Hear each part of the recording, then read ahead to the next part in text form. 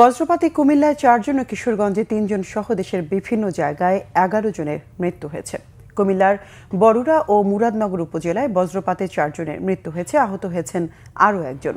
স্থানীয়রা জানায়, কোরবানপুর পূর্বপাড়ার একটি মাঠে নিখিল ও জুয়েল জমিতে ধান কাটছিলেন। এ সময় বজ্রপাতে ঘটনাস্থলে 2 জনের মৃত্যু হয়। এদিকে খোসবাস ইউনিয়নের পয়ালগচ্ছ গ্রামে শিশুরা মাঠে ঘুড়ি ওড়াচ্ছিল।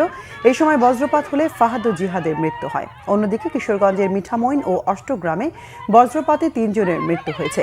মিঠামইনের শান্তিগঞ্জ হাওরে খড় শুকাতে গিয়ে মারা যান ফুলেছা বেগম। অষ্টগ্রামে ধান কাটার সময় বজ্রপাতে মারা যান কৃষক ইন্দ্রজিৎ দাস ও কিশোর স্বাধীন মিয়া। সকাল 8:30টার দিকে শান্তিগঞ্জ হাওরে ও সকাল 10টার দিকে হালালপুর হাওরে এই ঘটনা হয়।